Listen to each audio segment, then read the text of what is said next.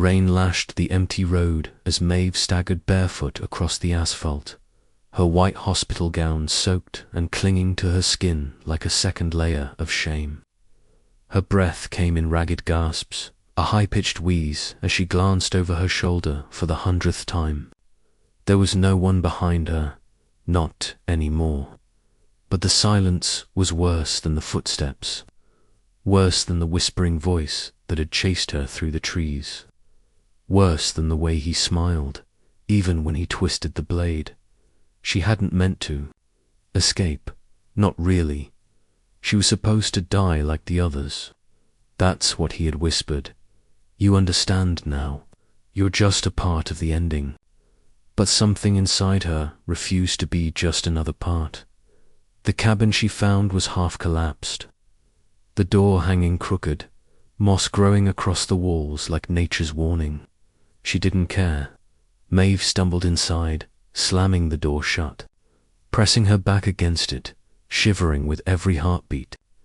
Her hands trembled as she reached into her gown's pocket. The folded photograph was still there, crumpled, blood-stained, but intact. 3 children smiling, the woman behind them, tall, distant, unsmiling. Her own mother, her real mother. And, in the corner, a 4th figure, almost invisible, eyes scratched out with ink. A name whispered itself into her mind. Unbidden Elias. That was when the wind died. She heard it then, a low creaking above her. Slowly, Maeve looked up an attic door. Slightly ajar, she didn't move. Not until the scratching started. 2 hours later. Detective Julian Rowe stared at the blood trail near the abandoned road, his face pale, knuckles white around a flashlight. She got out, he murmured, but how the hell? He didn't finish the sentence. The forensics team was already muttering about the impossible pattern of footprints. How they vanished and then reappeared 40 feet away. How there were 2 sets, one human, one not quite. Julian kept it to himself, the thing he'd seen in the crime scene photos from the cabin. The symbols scorched into the wall behind the kitchen, a spiral eating itself. That same spiral had been carved into the walls of 3 other locations in the last 6 months. Places they'd only found after the victims were dead. Except this time, one lived. Maeve woke to candlelight, not her own. Dozens of them, flickering, casting soft halos in the attic. She hadn't climbed up. She remembered that. She would never have climbed up. But she was there, surrounded by names scrawled on the wooden beams in black ink. First names only. All women, all missing. And in the center of the attic floor, something waited under a heavy tarp. Something the size of a person. Bound in rope, her pulse screamed. Then she saw the mirror leaning against the far wall and the note, taped to its frame. You survived because you remembered. But now you must remember everything. Her reflection stared back at her, but it wasn't her face. Not exactly. Not anymore. Back in town, Julian pulled the original case file from 10 years ago. Maeve's file. The disappearance, the foster system cover-up, the fire, all of it buried under red tape. He wasn't supposed to see the photo attached to the medical notes. The one showing the strange scar along her spine, like something had been removed, or inserted. Maeve stumbled down from the attic at dawn, eyes hollow, her hands coated in something. That wasn't quite blood. She didn't remember removing the tarp. She didn't remember what was beneath it. She only remembered the moment the voice returned. You left me behind, but I never left you. She bolted from the cabin again, running, blindly toward the road, ignoring the burning in her lungs. She had to find Julian. He was the only one left who knew what happened in Glenhurst, the town that vanished. And she needed to know why her memories of Glenhurst ended with a scream that wasn't hers. She reached the highway just as a car approached. She waved, cried out, but the vehicle didn't slow. Inside, the driver glanced in the rearview mirror and blinked. That was strange. Did you see that girl? His wife shook her head. What girl? He looked again. No one there, but Maeve was standing in the road, watching, waiting, and someone else was standing behind her, smiling, holding the missing photograph, the one she thought was in her pocket, the one that now had a fifth face burned into it, his face. The voice whispered again, not in her ears, but from her blood. You escaped me, but you brought me back. The hospital lights buzzed overhead as Detective Julian Rowe stood in the observation room, watching the psychiatric interview unfold behind the one-way mirror. Maeve sat motionless, her hospital gown replaced with grey scrubs, hands folded neatly. In her lap, face blank. She hadn't said a word since they brought her in 2 days ago. Not when they found her barefoot on the highway. Not when they showed her the photos from the cabin. Not when they asked whose blood covered her hands, but her silence was loud, intentional, calculated. Julian's partner, Sarah Vega, tapped her pen against the clipboard. She's hiding something. Probably trauma-induced amnesia, sure, but there's something else. She doesn't flinch, doesn't twitch, just listens, like she's waiting for something. She's not waiting, Julian muttered. Remembering, he opened the folder again. Her records were a mess. Foster homes, juvenile facilities, unexplained gaps, sealed medical reports. But one name kept appearing in every file. Dr. Eileen Sorrell, psychiatrist, dead for over a decade. Suicide, they said. Except her death date lined up with the exact week. Glenhurst burned to the ground and Maeve was declared missing. Julian didn't believe in coincidence, especially not after the cabin. Especially not after the spiral symbol scorched into the wall showed up again, this time etched faintly into Maeve's skin just below her collarbone. A spiral half-formed, like a tattoo that had grown itself. That night, Maeve sat up in bed for the first time. The nurse had just turned off the lights. When she spoke, voice flat and distant, "He's in the walls." The nurse froze. "Who's in the walls, Maeve?" Maeve tilted her head. He doesn't remember his name anymore. He traded it for a way back in. That's when the lights in the hall began flickering. Julian got the call 30 minutes later. Power, failure, security footage corrupted, Maeve missing. Again. But this time, she wasn't running. She was going home. Maeve moved through the darkness like she had been there before. The way back to Glenhurst wasn't on any map-burned forest. Overgrown trails, collapsed bridges, but she remembered every turn, every tree, every whisper in the leaves. She didn't know why until she reached the clearing. There was no town, only a hole in the ground, massive, perfectly round, like something had swallowed the center of Glenhurst Hole. And in its center, a single house, pristine, untouched. Lights on, she walked toward it, as if pulled by strings she couldn't see. The door creaked open before she touched it. The house welcomed her. Inside, nothing had changed. Furniture covered in white sheets, dustless, time still. The air smelled like lavender and blood. She wandered to the staircase and placed her hand on the banister. The wallpaper shimmered faintly, images hidden under layers of paint, faces screaming, not painted, burned in. One of them looked just like her. The whispers returned. "Do you remember the stairs, Maeve? How they creaked only on the third step? That's where you fell. That's where he found you." A memory slammed into her, a flash of her 80-year-old self tumbling down the stairs. Blood running from her temple, A man crouching beside her, not comforting but smiling, eyes like broken glass, a name on his tongue. Not hers, his. Elias. And the secret deal in exchange for survival. She would forget, but now that she remembered, the deal was broken. Back in the city, Julian pieced together the Glenhurst photos. One satellite image showed a crater too perfect to be natural. Another, an infrared scan, revealed heat signatures still pulsing at its center, like something alive was buried beneath.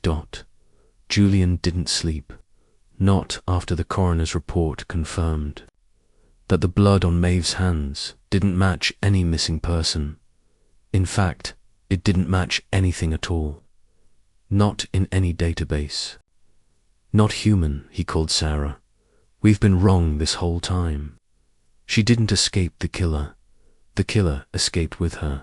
Maeve climbed the attic stairs again. This time, there was no tarp. Just a mirror, but not the one from before. This one reflected her fully. Her eyes were black, solid, endless. A second Maeve stood beside her in the reflection. Then a third. Then a fourth, all smiling. Then a voice spoke from the mirror. Do you see now? You weren't the only one who made a deal. She backed away, heart slamming. Footsteps echoed below. The front door creaked open. She wasn't alone in the house. She turned to flee and stopped at the foot of the attic stairs. Stood a child, herself, 8 years old, pale, bleeding. The child lifted her hand and pointed toward the basement. You forgot what you buried, she whispered, but it never forgot you. Maeve's knees buckled, and then came the sound no one had heard in 10 years. The basement door creaking open and footsteps climbing out. Julian gripped the wheel tightly as his car bounced over the twisted dirt road toward the Glenhurst crater, its headlights slicing through the mist like a scalpel. He hadn't told Sarah where he was going. He didn't want backup. Not for this. Not when the symbol had appeared again, this time carved into the side of his own bathtub that morning. No one had been inside his apartment. No signs of forced entry. Just the spiral, half-dash finished. It wasn't a warning.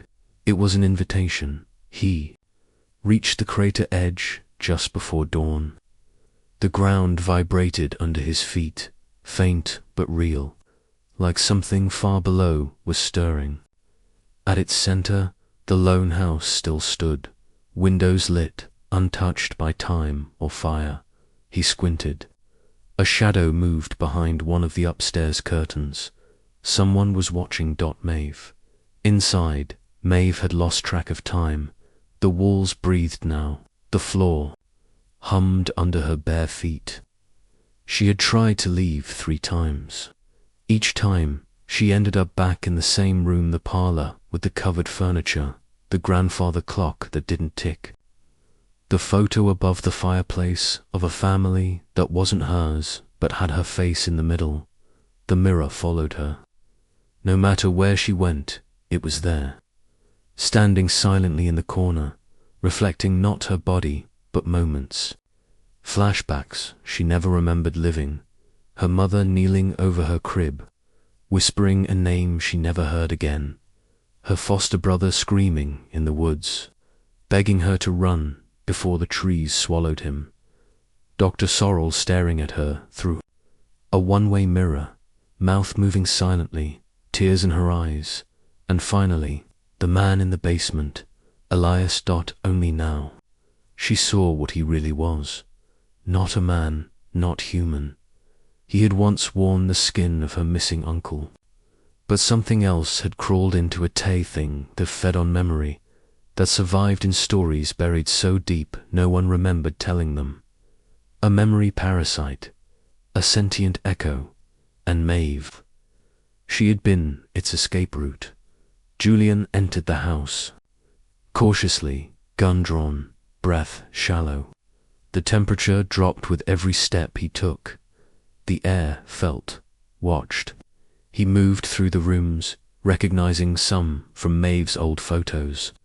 Others he swore he'd never seen before, but felt pulled toward. Like they were familiar in a way he couldn't explain. Then he found the staircase. It groaned under his weight, each step colder than the last. And as he reached the landing, he froze. Maeve stood at the end of the hallway, facing him. Only it wasn't Maeve. Her head tilted too slowly. Her arms dangled limply at her sides. Her eyes were black voids. The thing that wore her face smiled. "You're late," it whispered. He raised his weapon. "Where is she?" The thing gestured toward the floor. Julian followed its motion and realized the hallway wasn't a hallway. It was a loop. The doors repeated. The wallpaper flickered like static. He was trapped in some kind of architectural lie. Maeve, the real Maeve, was below, in the basement. Maeve stood before the sealed door now, her hands trembling as she placed them on the old wood. Behind it, she could hear breathing, not hers, not human. Wet, heavy, wrong. The child version of herself stood beside her. Expression unreadable. "You promised you'd never come back." The child said. "I didn't remember," Maeve whispered. The child turned away. "Then why did you bring him?" Julian, stumbling through the illusion upstairs, caught a glimpse of something moving beneath the wallpaper, faces screaming behind a thin membrane. He kicked down a door and fell through not into another room, but into the basement stairwell.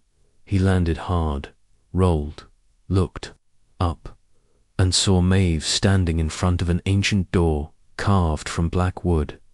She turned toward him, eyes her own again. "Barely. You shouldn't be here," she said. "I had to be," Julian answered. "You're not the only one who remembers Glenhurst." She hesitated. "You lived here." Julian blinked.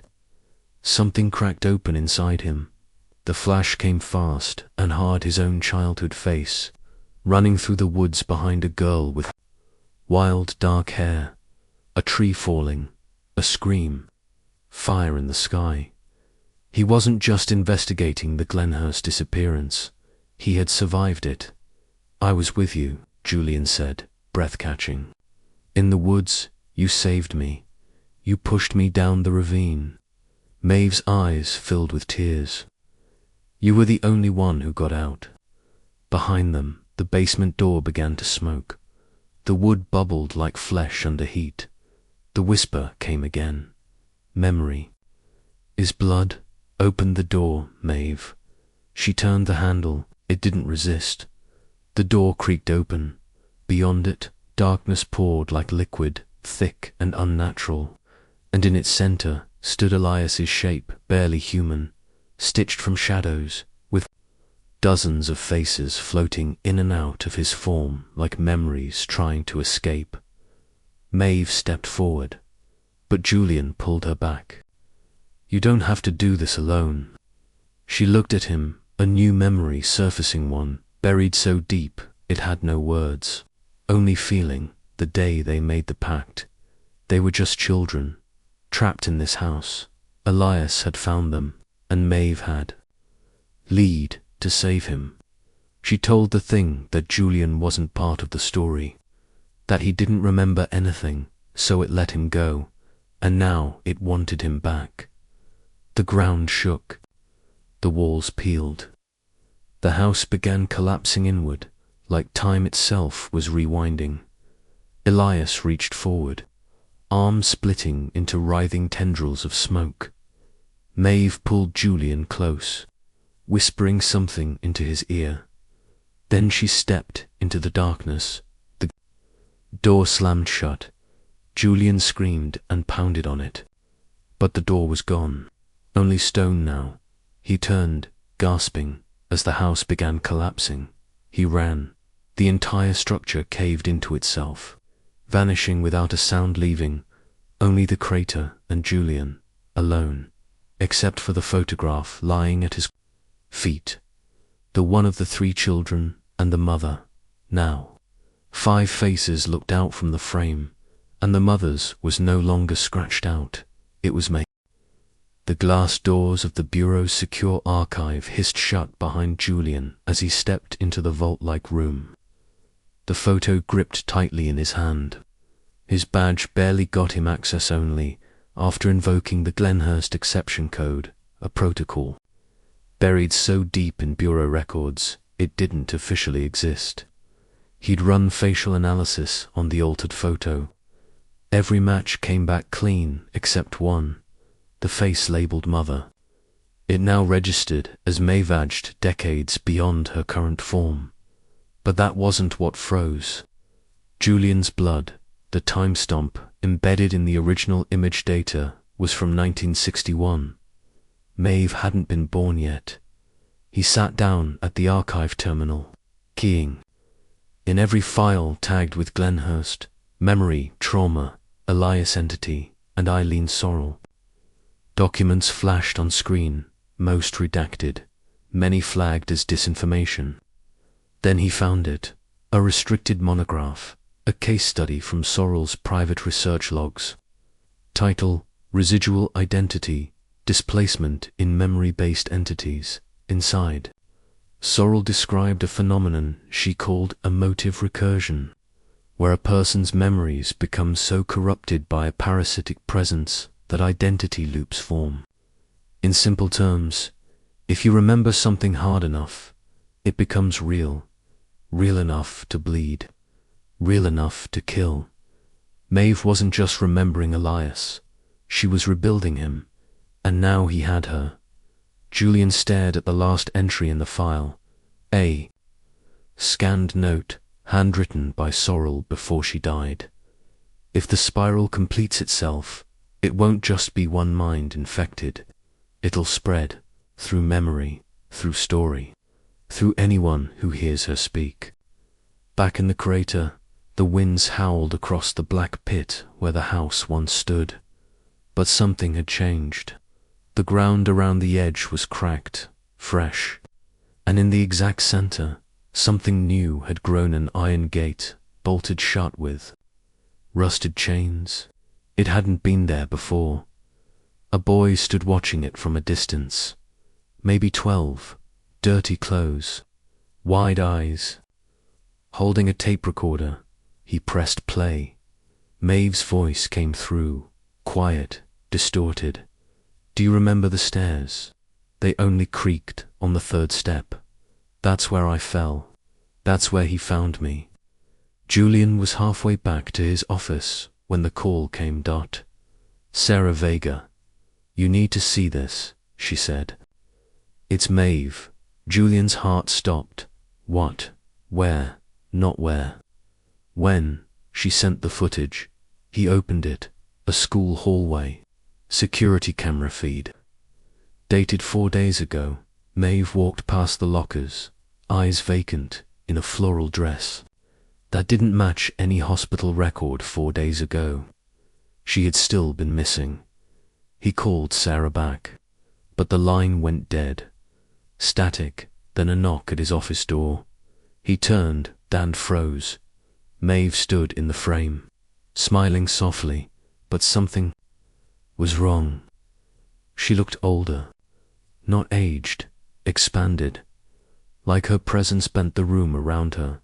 She placed something on his desk, the mirror from the cabin, smaller now, but the reflection inside wasn't his. It was the house, still standing, still waiting. Julian's lips trembled. Maeve, is it really you? She nodded. I brought you back, because you need to remember what you left behind. Then she whispered, 3rd step, Julian. He jolted backward. The mirror rippled, and the room around him peeled away. Suddenly, he was standing in the Glenhurst house again, the wallpaper breathing. The photo reappeared above the fireplace. Only now, he was in it, smiling, standing beside. The version of Maeve that hadn't escaped. A voice echoed through the walls. Not Elias, not Maeve, something older. We are memory, we are shape. You gave us form. Julian turned into himself at age 10. Back in the woods, running, screaming. Chased, the tree fell. He didn't move fast enough. Pain bloomed across his skull, and then silence. But instead of waking up in the hospital as he had believed his whole life, he opened his eyes and saw a man standing over him in a mirror-polished coat with Maeve's voice in his mouth. "Forget this," the man whispered, "or everyone you love dies." Julian gasped, awake in his office chair, drenched in sweat. Maeve was gone, the mirror gone. Only the photo remained, and now it showed 7 people. The 7th was him. The spiral on his forearm was complete. Back in the crater, the boy with the tape recorder heard the chains rattling on the gate. He leaned closer, played the tape again. This time, the voice didn't belong to Maeve. It belonged to his own mother. "Come down, baby. I need you to remember." His fingers twitched, and the gate unlatched itself with a soft, metallic click. The security footage looped silently on Sarah Viga's laptop, grainy black and white frames, capturing a boy at the Glenhurst crater, alone, leaning over the iron gate. Frame by frame, she watched the impossible. The gate unlatched on its own. The boy didn't touch it. He only listened to the tape. Then he vanished. No footsteps, no sound, no trace. Sarah paused. The video on the last frame, just before the static consumed everything. The image showed the boy mid-step, his face turning toward the camera, mouth open as if calling out, and behind him, barely visible in the mist, a tall, skeletal figure stood. Inside the opened gate. She didn't recognize the boy, but she did recognize the figure. She'd seen it before, in her dreams, and in the mirror. Maeve left behind. Julian hadn't spoken since the night Maeve disappeared from his office. He hadn't slept, either. His spiral tattoo, once faint now, pulsed just beneath his skin. Sometimes he swore it moved. He kept hearing her voice, not from his phone, not from recordings, from inside. Maeve didn't just vanish. She left a piece of herself in him, a seed. He opened his laptop again, cross-referenced every missing child in a 50-mile radius. The boy with the tape recorder had a name, Theo Marsden, age 12, reported missing 48 hours ago after a school field trip to the forest edge. His mother's name, Dr. Light Marston. Former assistant to Eileen Sorrell. Julian's stomach turned. It wasn't just Maeve. The memory parasite had spread. Sarah sat across from him now, hands shaking slightly. "We need to burn Glenhurst to the ground." "It already burned," Julian said quietly, "and it came back. Memory doesn't die in fire. It waits. It waits in people." Sarah reached into her jacket and laid down something heavy on his desk, a reel-to-reel tape recorder, vintage 1960s. "I pulled this from evidence. Sorrell's old files. Listen to this." Julian hesitated, then pressed play. The hiss of blank tape, then static, then a voice. Not Maeve, not Elias. It was Julian, screaming, crying, younger. "Don't let him out, please." She said I'd forget. But I still see him. He's in the walls. He's in my dreams. He wears people. Julian sat back, stunned. "That's not possible." Sarah's voice was low. "They used you when you were a kid. You were part of the experiments. You and Maeve." Sorrell tested memory exposure therapy in Glenhurst before it burned. "You weren't just a survivor. You were the bait." The room tilted around him. Then the lights flickered. Both froze. Something moved in the shadows near the door. Slowly, silently, a shape uncurled from the darkness, long limbs, fluid, gliding. Its face shimmered like wet glass. Sarah drew her gun. The figure stepped into the light. Maeve. Only not her, not anymore. The thing wearing her smiled with too many teeth. She remembers you, and she's sorry. Julian moved fast, pulled the emergency. Sprinkler trigger. Water exploded from the ceiling, raining down in cold sheets. The creature shrieked not in pain, but anger. Not at the water, but at what was hidden in it. Julian had added something. Sodium thiocyanate. A chemical memory eraser. The creature's form flickered. For a moment, he saw it, not Maeve, not a woman, but a tangled knot of limbs and eyes. Shifting faces screaming for release. Then it vanished into steam. But the photos on the desk changed. Again, 8 people now. Theo was there, and so was Sarah. Julian looked up. Heart hammering, Sarah was staring into the mirror. Her pupils dilated.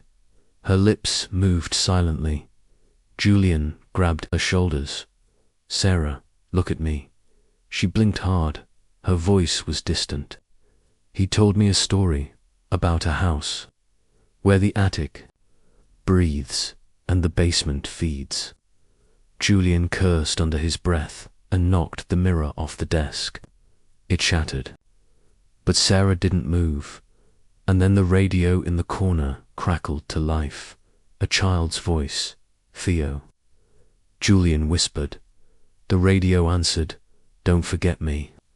Julian stared at the shards of mirror on the floor. In the largest one, his reflection was gone, replaced by the Glenhurst house, fully rebuilt, lights on door open, and inside, the spiral on the wall, complete and glowing. From deep within the radio, Maeve's voice came once more. Julian, I left you the last piece. You have to bury the memory, or it will bury you. Julian didn't sleep that night. Instead, he drove away from the city, away from Sarah, who now muttered stories in her sleep, like she was dreaming someone else's nightmares. Away from the bureau, where the glass in every office mirror had quietly begun to ripple when no one was looking. Away from anything that remembered him. He took back roads until the GPS went dead, until the trees grew too close together and the air smelled like old wood and lost time.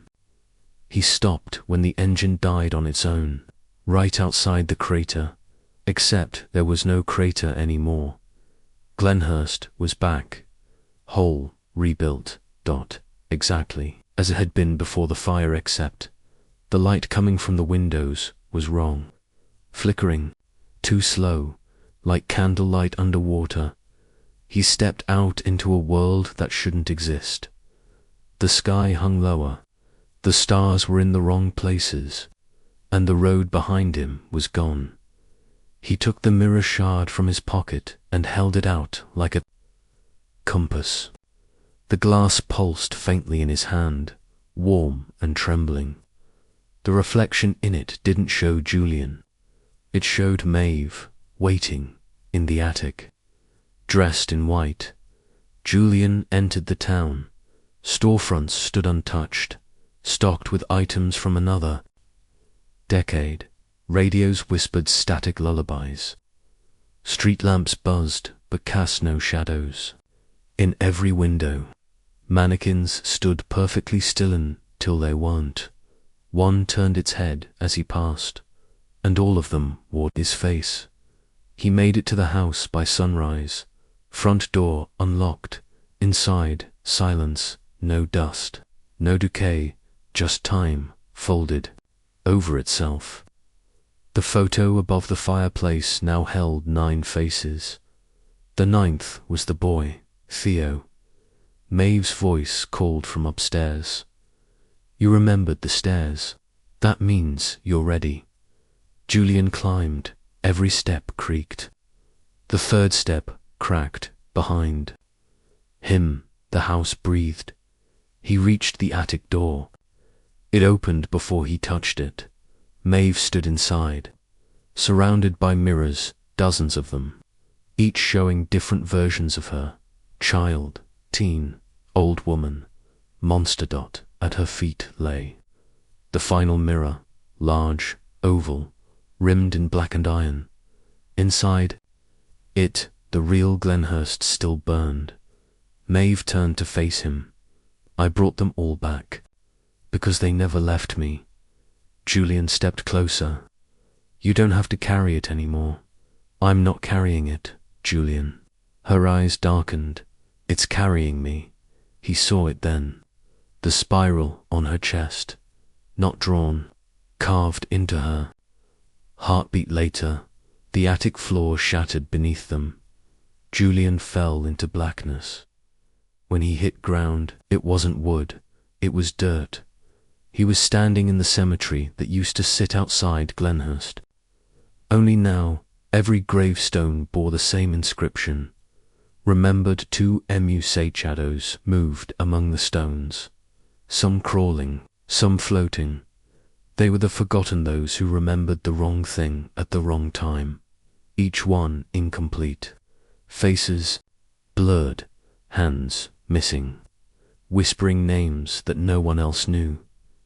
Julian turned and found Maeve beside him again, her voice thinner now. Elias didn't do this. I did. You made a deal, Julian said. I was the deal, she answered. The ground trembled.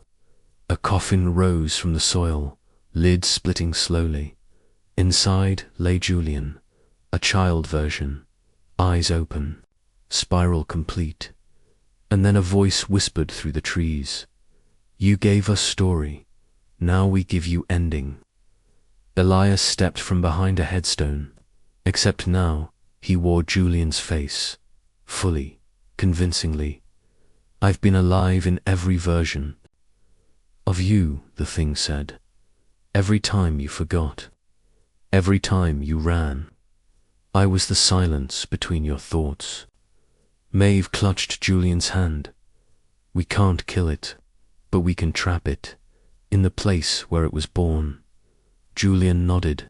The story. Elias lunged. Julian slammed the mirror shard into the ground. The world screamed. The air shattered like glass. And suddenly, they were standing in the attic again. Except everything was frozen. Mirrors locked mid-glide. Time paralyzed. Maeve reached into the final mirror and pulled out something glowing. A page, her handwriting. A memory she had erased, now restored. Julian read the words. I remember who I was before he found me. I remember who I am without him. I am not the ending. I am the door that closes. She looked at Julian, her face wet with tears. Finish it. He nodded. He turned to the mirror, held the shard up, and spoke. I forget. You. The mirror exploded into white fire. Maeve screamed. The attic crumbled. The town burned. Again, Julian awoke on the side of a highway. Alone. No crater, no town, no just the photograph in his pocket, now blank, except for one name scratched at the bottom. The last secret is yours. And when he turned it over, he saw his own child handwriting. I never escaped. Then, from deep in the trees, he heard a familiar voice, a boy's voice. Do you remember me now? Julian stood at the forest's edge, wind crawling like fingers across his skin. The photograph trembled in his hand. The boy's voice echoed again, closer now, clearer. Do you remember me now? Julian turned slowly. Theo stood in the mist, eyes wide, shirt stained with dirt and something darker. But it wasn't just the boy that stole Julian's breath, was what stood behind him. The house. Glenhurst, standing tall. No fire damage, no illusion, not a reflection. Reeled again, Julian stepped forward, heart thundering. How is this possible? We destroyed it. I forgot it. Theo shook his head. You forgot your part. She didn't. The mist twisted, thickened, until it became walls, streets, doors. Julian blinked and the forest was gone. He was inside Glenhurst now, standing at the centre of town, the air heavy with the smell of memory and rot. The townspeople stared from porches and windows, not mannequins, people, familiar faces, all of them wearing someone Julian had known. In his life, an old teacher, his father, his own reflection. One by one, they whispered, "We are what you left behind." Julian ran through the street, past the church, now filled with mirrors, past the school, where every chalkboard read the same phrase, "Remember me or I become you." He didn't stop until he reached the house. It was waiting. He pushed the door open and stepped into silence, and saw her, Maeve, sitting in the parlour. A spiral drawn across the floor in her blood. Her eyes locked onto his. It didn't end. It just changed shape. Julian dropped the photograph. "You're alive." "Not exactly," she whispered, "but enough of me is left to choose." He stepped closer, but something was wrong. Her hands were too still. Her chest didn't rise. Julian froze. This wasn't Maeve. It was her memory projected, preserved, a trap. The real Maeve was beneath. The mirror in the corner rippled. Julian stepped to it, his reflection flickering. Inside he saw the basement dark, open, calling. He touched the glass and fell through. He landed hard. Cold stone beneath him, walls dripping with black liquid. No doors, no stairs. Just a spiral tunnel leading down, and the voice, Elias. "You buried me in story. I grew in silence. Every time someone listens, I become louder." Julian stood. "No more stories," he said. Elias laughed. The sound fractured. "But that's all you are." The darkness moved, coalesced, shaped itself into Julian's forms, miling, bleeding, broken. "I was your first lie," it whispered. "I was your escape." Julian backed away but hit something solid. Another mirror. Inside it, Theo stood, watching, mouth moving. Julian strained to hear. "I remember," Theo said softly. "I remember who you are." And that's when Julian understood. It wasn't about forgetting. It was about being remembered. Elias fed on the wrong memories, the corrupted ones, the shame, the lies. But truth was poison. Julian reached into his coat, pulled out the last tape Maeve left him. Not audio, not a voice, just a sound, a heartbeat. His heartbeat, the original, from the Glenhurst medical record, before the spiral, before the pact, before Elias.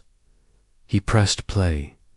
The heartbeat echoed through the chamber, steady, real. Elias screamed. The spiral on the walls cracked. The basement split open, and everything started. Falling, Julian closed his eyes as mirrors shattered around him, revealing not darkness but light, the kind of light that bleaches memory, that sears story into nothing, that ends it. He felt himself unraveling, not dying dictation, from Glenhurst, from the house, from the version of himself that never escaped. And then silence. Julian woke on a hospital bed, a nurse adjusting an IV. "Good morning," she said with a smile. "Rough accident." "You've been out a couple days." He stared. "Where am I?" "St. Meliora General," she said. just outside Carver Hill. He blinked. No Glenhurst. She frowned. Never heard of it. Julian sat up, his arms dashed clear. No spiral, no scars that the mirror beside his bed showed his reflection, his alone that night. He left the hospital and walked into the city, breathing clean air for the first time in years, on a bench. He found a boy sitting with a tape recorder. Theo. Julian approached cautiously. The boy looked up, smiled. Double quotes. "Do you remember me now?" Julian knelt. "Yes," he said. Theo handed him the recorder. "No more tapes," the boy said. "No more stories." Julian nodded and pressed stop. But as he stood, he caught a glimpse of something in a passing window. His reflection, smiling, but not moving, and in its hand a spiral, still forming.